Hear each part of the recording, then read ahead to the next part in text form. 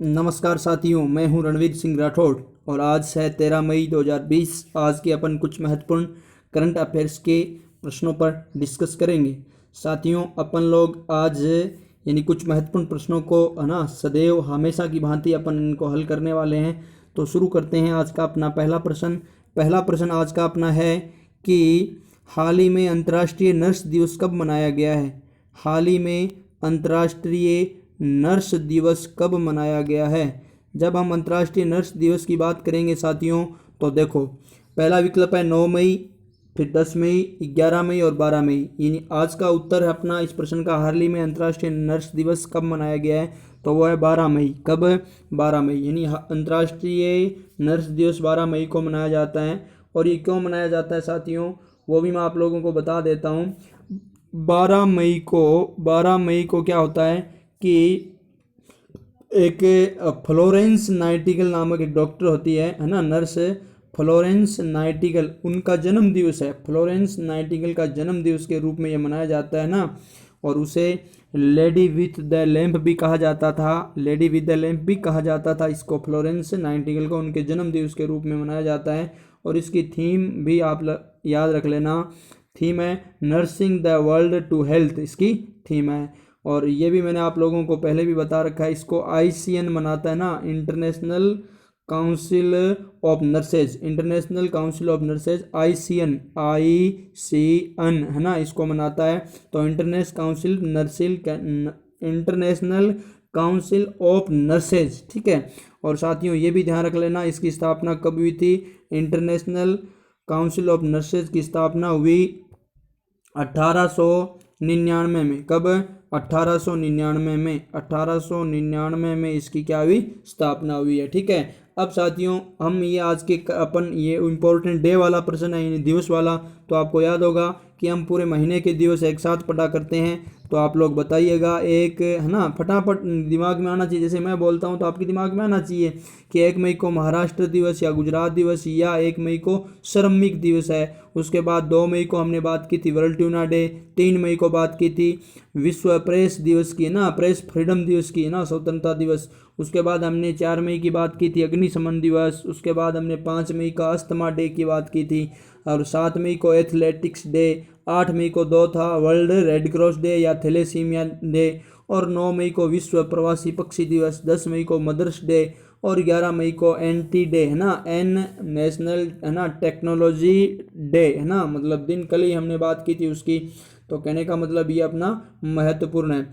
अब देखो मित्रों, हम इससे भी आगे बढ़ते हैं, यानी अगले प्रश्न पर। ये इम्पोर्टेंट दिन वाले मैंने आप लोगों को बता दिए, ठीक है। और एक चीज़ आप लोग पहले से भी ध्यान देना कि ये जो 2020 है अपना, 2020 है, इस 2020 को WHO ने अब क्या घोषित कर रखा है इस वर्ष को। 2020 जो वर्ष है इसको WHO द्वारा international year of midwife day, midwife year है ना, इंटरनेशनल ईयर ऑफ मिडवाइफ। और मिडवाइफ क्या होता है आप सब लोग जानते हो, दाई है ना। दाई जो पहले है ना, अब भी ग्रामीण इलाकों में या पहले भी महिलाओं का ना जो डिलीवरी कराती थी, प्रसव कराने वाली महिला होती थी, तो उनके रूप में ना उनका बड़ा योगदान होता है। तो इस वजह से अब की बार WHO ने इंटरनेशनल ईयर ऑफ मिडवाइफ है ना के रूप में मना रहा है WHO को तो जानते ही हो, 7 अप्रैल 1948 की उसकी स्थापना हुई। हेडक्वार्टर जिनेवा में है। टेड्रोस अधानोम उसके प्रमुख है। तो अब हम अगले प्रश्न की ओर अपन बढ़ते हैं। अगला प्रश्न है कि हाल ही में किस देश के उपग्रह मीरकाट ने PKS 2014-55 नामक आकाशगंगा के उच्च गुणवत्ता की इमेज कैप्चर की है। बात यह है कि ये जो PKS 2014-55 ये एक क्या आकाशगंगा है, और उसकी एक देश के उपग्रह ने उसकी इमेज कैप्चर मतलब इमेज पकड़ ली है, उसकी इमेज ली है, फोटो ली है। तो वो कौन सा है उपग्रह? मीरकैट है ना, मीरकाट। अब यहाँ ये किस देश का है, हमें ये बताना है कि ये किस देश का है। तो साथियों इस अपने प्रश्न नंबर 2 यानी 2 नंबर क्वेश्चन का हमारा आंसर होगा यानी कि 4 नंबर ऑप्शन यानी 4 नंबर। तो ये ध्यान रख लेना, दक्षिण अफ्रीका है ना। बात आई है दक्षिण अफ्रीका की, तो साथियों ध्यान रख लेना दक्षिण अफ्रीका के बारे में तो आप जानते होंगे। इसकी 3 राजधानियां प्रमुख है, केप टाउन हो गया, प्रिटोरिया हो गया, और ब्राउ फाउंटेन, है ना, ये इनकी 3 राजधानियां हैं, है ना। केप टाउन लेजिस्लेटिव हो गई, और प्रिटोरिया इसकी, है ना, एग्जीक्यूटिव राजधानी हो गई, और ब्राउन, है ना, बाउ फाउंटेन हो गई न्यायिक राजधानी, ठीक है। और साथ साथ में इसकी करेंसी की अगर बात करें तो साउथ अफ्रीकन रैंड इनकी क्या है, करेंसी है। अगर अपन बात करें इसके ना पीएम की तो सिरिल एनाफोंसा, ठीक है, इसकी क्या है, पीएम है, ठीक है। अब मित्रों ये बात हमने की थी किसके बारे में, दक्षिण अफ्रीका के बारे में, ठीक है। अब अपन अपने 2 नंबर प्रश्न की ओर चलते हैं, 3 नंबर, सॉरी 3 नंबर क्वेश्चन में है कि हाल ही में प्राणवायु कार्यक्रम कहाँ पर शुरू किया गया है, यानी प्राणवायु नामक एक कार्यक्रम शुरू किया गया है, और ये क्यों किया गया, कैसे किया गया है, वो तो आप लोग जानते होंगे। मतलब रोग संवसन से संबंधित जुड़े हुए रोगों के प्रति जानकारी जागरूकता पैदा करने के लिए प्राणवायु कार्यक्रम शुरू किया गया है। और ये जो प्राणवायु कार्यक्रम शुरू कहाँ पर किया गया है मित्रों, बेंगलुरु में किया गया है। कहाँ पर किया गया है, बेंगलुरु में किया गया है। और बेंगलुरु को तो आप अच्छी तरह से जानते ही होंगे, बेंगलुरु किसकी राजधानी है, कर्नाटक की है, और वहाँ के सीएम वीएस येदियुरप्पा है, वो भी आप जानते होंगे बीजेपी से है। और हमने ये भी जानकारी कर रखी है कि वहाँ के जो गवर्नर है वो भी कौन है, वजुभाई वाला है। अब साथियों में एक चीज़ आप लोगों को और बता देता हूँ, बेंगलुरु में आप ध्यान रख लेना, यानी हमारे अंतर्राष्ट्रीय हमारी स्पेस एजेंसी है इसरो का क्या है, वहाँ पर कार्यालय है, ठीक है। ये तो महत्वपूर्ण जानकारी मैंने आपको दी है। और ये जो प्राणवायु कार्यक्रम है ये मैंने आपको बता दिया है ना, योग के प्रति लोगों को जागरूक करने के लिए, और श्वसन से संबंधित बीमारियों के प्रति लोगों को जागरूक करने के लिए, उससे पहले ही उनके बचाव करने के लिए संबंधित है, ठीक है। तो ये बात हो गई। अब अपन एक और, है ना, अपना अगला महत्वपूर्ण प्रश्न है उसकी ओर बढ़ते हैं। और जब उसकी बात करेंगे तो वो अपना प्रश्न है प्रश्न नंबर 4 कि हाल ही में मानवीय सहायता और आपदा राहत आउटरीच भारत की किस सेना ने पहल की है। ध्यान देना भाई, यहाँ सेना से संबंधित प्रश्न आया है, जो कि प्रश्न ये आया है कि हाल ही में ये जो आउटरीच मानवीय सहायता और आपदा राहत आउटरीच प्रोग्राम है, ये किस सेना ने इसकी पहल की है। तो आपको ये बताना है कि थल सेना या वायुसेना या नौसेना या सीआरपीएफ है, ठीक है। तो मित्रों इस प्रश्न के उत्तर की बात करेंगे तो उत्तर 3 नंबर से होगा, नौसेना। ये काम किसने किया है, नौसेना ने ये एक, है ना, एक तरीके से आउटरीच भारत मतलब आपदा राहत आउटरीच शुरू किया है। तो ध्यान देना मानवीय सहायता के लिए ना। तो आप लोगों को पता है कोविड-19 से पूरी तरह से, है ना, हमारा देश प्रभावित है, और हमारी देश की जो सेनाएं हैं साथ साथ में तो वो एक तरीके से दुश्मनों से हमारी रक्षा कर रही है। बॉर्डर के ऊपर आपने देखा होगा पिछले ही 5-7 दिनों पहले चीन की, है ना, सेना के द्वारा भी कुछ हरकत की गई थी, उधर से क्या उड़ाए गए थे, है ना। पहले तो सैनिकों के बीच में थोड़ी झड़प हुई थी दोनों देशों के बीच, भारत और चीन के बीच, और बाद में उन्होंने हेलीकॉप्टर, है ना, उधर से उड़ाए थे चीन ने, तो भारत ने वहाँ पर अपने फाइटर लड़ाकू विमान उड़ा दिए थे सामने ना।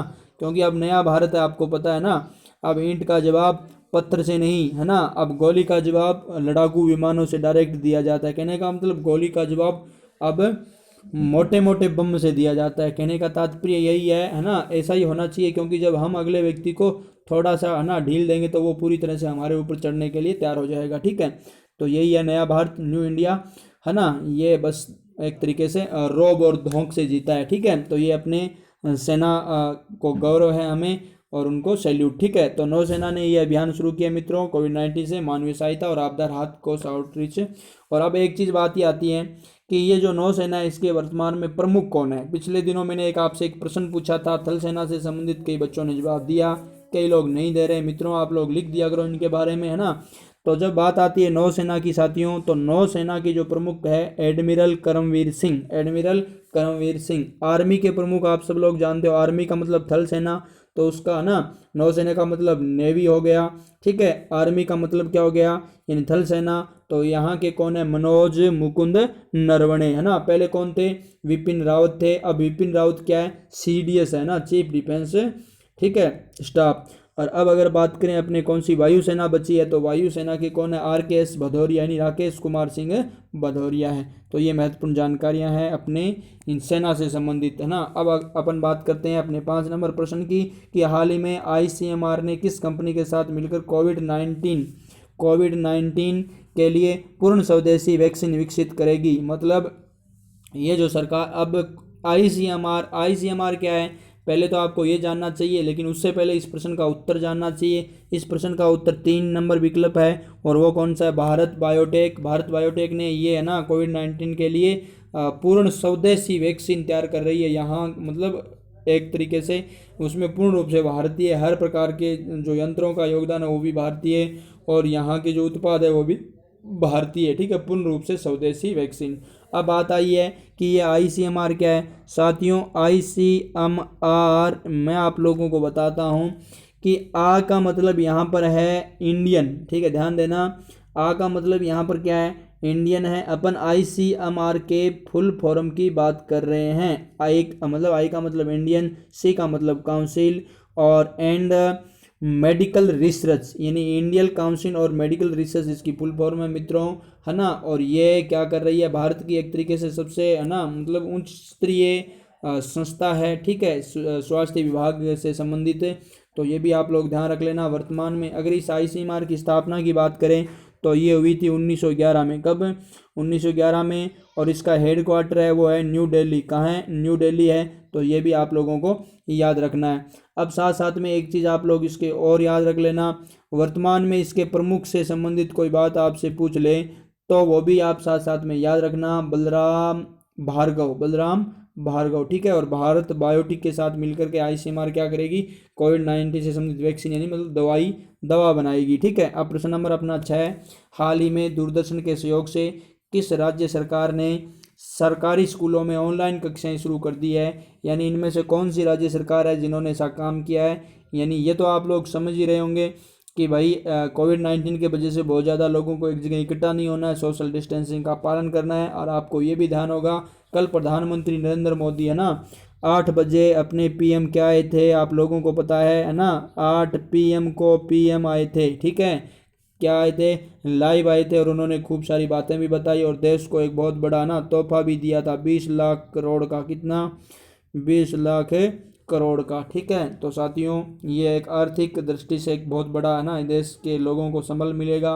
उद्योगपतियों से लेकर के, यानी कि जीरो लेवल तक, कहने का मतलब हमारे तक, किसानों तक और श्रमिकों तक ये बात, है ना, एक हर तबके तक ये सहायता पहुंचेगी। बहुत बड़ी रकम होती है 20 लाख करोड़ रुपए। तो कहने का तात्पर्य है पीएम ने हम देशवासियों को संबल के रूप में दिया है, वापस उबारना भी है देश को इन दिनों में जो एक तरीके से एक ट्रेजेडी थी, एक त्रासदी थी, पूरा विश्व इसको भुगत रहा है। तो बात ये हम कर रहे हैं कि हाल ही में दूरदर्शन के सहयोग से किस राज्य ने सरकारी स्कूल में ऑनलाइन कक्षाएं शुरू किया है? कहने का मतलब सोशल डिस्टेंसिंग को से का पालन करते हुए इस प्रकार की कक्षाएं आज इन दिनों चल रही है। आप लोग भी इसका एक भाग हो, जैसे आप पढ़ रहे हो घर पर, मैं यहाँ पढ़ा रहा हूँ, ठीक है। तो कहने का मतलब अब अपन बात करेंगे इस राज्य की, तो इस राज्य का नाम है, यानी यहाँ अपना उत्तर हो जाएगा मित्रों कौन सा? 4 नंबर झारखंड, है ना, झारखंड है। झारखंड ने ऐसा काम किया है, ऑनलाइन शुरू किया। हालांकि ऐसे और राज्यों भी ऐसे कई प्रोग्राम किया, आपने पता है राजस्थान में स्माइल अभियान था, वो महत्वपूर्ण है ना, वो भी ऑनलाइन शिक्षा से जुड़ा हुआ है, ठीक है। अब अपन बात करते हैं किसकी? यानी कि झारखंड की। तो झारखंड के बारे में आप लोग क्या जानते होंगे? झारखंड के CM हेमंत सोरेन है, यहाँ के राज्यपाल द्रौपदी मुर्मू है। और मैं झारखंड से संबंधित आपको बेतला नेशनल पार्क मैंने आप लोगों को बताया था। कौन सा national park? Betla national park, ठीक है। और एक पलामू टाइगर रिजर्व भी याद रखना। और डलमा झील भी कहाँ पर है? झारखंड में है। राजधानी रांची तुम सब लोग जानते हो। अब अपन अपने एक और अगले प्रश्न की ओर अपन चलते हैं, और वो प्रश्न भी महत्वपूर्ण है कि जैसे अपन बात करेंगे अपने अगले प्रश्न की, तो अगला प्रश्न है कि हाल ही में किस देश ने अपनी एक सड़क का नाम बदलकर टैगोर स्ट्रीट रखा है? यानी ऐसा देश कौन सा है जिसने अपनी सड़क का नाम बदलकर क्या रख दिया? टैगोर स्ट्रीट रख दिया। रविंद्रनाथ टैगोर को तो आप जानते ही होंगे, है ना। तो अब ऐसा देश है मित्रों इजराइल, है ना। इस विकल्प का उत्तर होगा 3। इजराइल में यानी अपनी एक सड़क का नाम बदल दिया, और बदल कर क्या रख दिया? टैगोर स्ट्रीट। मतलब टैगोर, रविंद्रनाथ टैगोर को एक तरीके से सम्मान देने के लिए। तो एक महत्वपूर्ण बात है, और ये करने वाला देश जिसको हम जान गए वो कौन है? इजराइल है साथियों, है ना। ये काम रविंद्रनाथ टैगोर के 159वीं जयंती पर ऐसा काम किया गया है, उनको सम्मान देने के लिए, ठीक है, मनाई गई थी उसके अवसर पर। अब अपन बात करते हैं इजराइल की। इजराइल है ना। और ये जो सड़क का नाम बदला है, ये क्षेत्र है तेल हबीब क्षेत्र है, तेल हबीब वहाँ पर, ठीक है। और इजराइल की बात करें तो राजधानी यरूशलेम हो जाएगी। और अगर इसकी करेंसी की बात करें तो इजरायली न्यू साइकिल इसकी करेंसी है। और एक और महत्वपूर्ण चीज़ बता देता हूँ, यहाँ की संसद का नाम है नेसिड। संसद का नाम क्या है? नेसिड। संसद का नाम क्या है? नेसिड। और करेंसी बात कर ली इजरायली न्यू साइकिल। और साथ साथ में मैंने बताया यहाँ के पीएम कौन है? बेंजामिन नेतन्याहू है। और मित्रों ये बेंजामिन नेतन्याहू है ना, भारत के पीएम अपने कौन है? नरेंद्र मोदी के बड़े ही खास मित्र है, तो ये भी बात ध्यान रख लेना, ठीक है। अब अपन अगले प्रश्न की ओर चलते हैं। अगला प्रश्न है प्रश्न नंबर 8वां कि हाल ही में किस पैरा एथलीट ने संन्यास लेने की घोषणा की है? हाल ही में किस पैरा एथलीट ने संन्यास लेने की घोषणा की है? तो साथियों देखो, यहाँ एथलीट है शरद कुमार, दीपा मलिक, अमित कुमार, अरविंद कुमार। तो दीपा मलिक ने संन्यास लेने की घोषणा कर दी है भाई। किसने? दीपा मलिक ने। दीपा मलिक को आप जानते होंगे है ना, 58 नेशनल अवार्ड इसने कुल जीते थे। नेशनल अवार्ड कितने जीते थे? 58 अपने पूरे करियर में। और 23 इंटरनेशनल अवार्ड भी इन्होंने जीते थे। अब अगर अपन बात करें किसकी साथियों, कि ये जो पैरा एथलीट खिलाड़ी थी, और अभी दीपा मलिक है, इसको क्या बनाया गया है आपको पता है? पैरा एथलीट का अध्यक्ष इसे नियुक्त किया गया है, अध्यक्षा। तो ये भी आप लोग थोड़ा सा महत्वपूर्ण जानकारी आपको होनी चाहिए।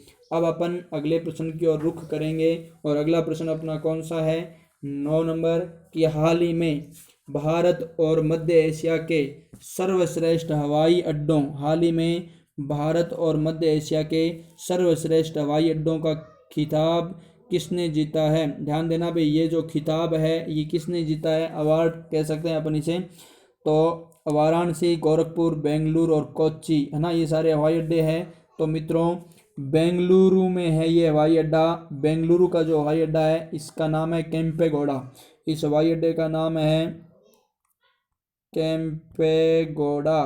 क्या नाम है? केम्पेगौड़ा हवाई अड्डा है। और इस केम्पेगौड़ा हवाई अड्डा को ये भारत और मध्य एशिया के सर्वश्रेष्ठ हवाई अड्डों का ना, भारत तो है ही है, साथ साथ में मध्य एशिया के सर्वश्रेष्ठ हवाई अड्डों का इसने खिताब जीता है। तो ये की महत्वपूर्ण जानकारी ये आपको होनी चाहिए। और बेंगलुरु के बारे में हम पिछले प्रश्न में काफ़ी डिस्कस कर चुके हैं, ठीक है। बेंगलुरु का है, कर्नाटक, आप सब लोग जानते हो। तो साथियों अब अपन एक और महत्वपूर्ण प्रश्न की ओर हम चलते हैं। अगर उस प्रश्न की बात करेंगे तो वो हमारा प्रश्न है प्रश्न नंबर 10 कि किस राज्य सरकार ने FIR आपके द्वार योजना की शुरुआत की है? यानी ऐसी सरकार कौन सी थी जिसने FIR आपके द्वार योजना की क्या की है? शुरुआत की है। तो अब देखो, अब पहली बात तो आपको ये ध्यान देना है कि FIR ये जो योजना है वो कौन सी है। तो इस योजना का अगर अपन नाम लें तो साथियों ये एक ऐसी योजना है कि इसके द्वारा पुलिस क्या करेगी है ना, अपनी एक विशेष वाहन के माध्यम से गली मोहल्ले है ना, जो भी है, जहाँ जहाँ शहर है, जहाँ है उस क्षेत्र में वो जाएगी, ठीक है। और वहाँ किसी के कोई अगर समस्या है तो FIR दर्ज वहीं होगी है ना, मौका या वारदात पर, मतलब उसी स्थान पर क्या होगी? FIR दर्ज होगी। तो ऐसा है ना करने वाला जो राज्य है उसका नाम है मध्य प्रदेश। ऐसा करने वाले राज्य का नाम क्या है? मध्य प्रदेश। क्या नाम है? मध्य प्रदेश, ठीक है। तो ये महत्वपूर्ण जानकारी है। और मध्य प्रदेश से हाल ही में संबंधित आपने काफ़ी जानकारियाँ अर्जित कर रखी है, आप लोग बता भी सकते हो मित्रों। मध्य प्रदेश की बात करें तो राजधानी भोपाल हो जाएगी। यहाँ के CM है ना शिवराज सिंह चौहान मामा हो जाएंगे। पहले कमलनाथ थे है ना, उनकी सरकार गिर गई तो अब शिवराज सिंह बन गए। उसके बाद हमने काफ़ी सारी ये बात कर चुके हैं भी कि यहाँ के राज्यपाल का नाम भी हमने लालजी टंडन पढ़ा था। और उसके बाद हमने ये भी जानकारी ली थी कि यहाँ पर कुछ है ना नेशनल पार्क है, जैसे कान्हा नेशनल पार्क है, बांधवगढ़ नेशनल पार्क है। कौन सा? कान्हा नेशनल पार्क है, बांधवगढ़ नेशनल पार्क है, संजय नेशनल पार्क। ध्यान रखना संजय नेशनल पार्क कहाँ पर है? मध्य प्रदेश में है ना। और बात आती है संजय गांधी की तो महाराष्ट्र में। अगर बात आती है राजीव गांधी की तो कल भारत भ्रमण में हमने पढ़ा था एक राज्य आंध्र प्रदेश, तो वहाँ पर, ठीक है। अब मैंने आप लोगों को और भी जो चीज़ बतानी थी, पन्ना नेशनल पार्क है यहाँ पर, सतपुड़ा नेशनल पार्क भी है यहाँ पर है ना। और मध्य प्रदेश ने हाल ही में कुछ अच्छी अच्छी योजनाएं शुरू कर रखी है तो वो भी आपको याद होगा है ना।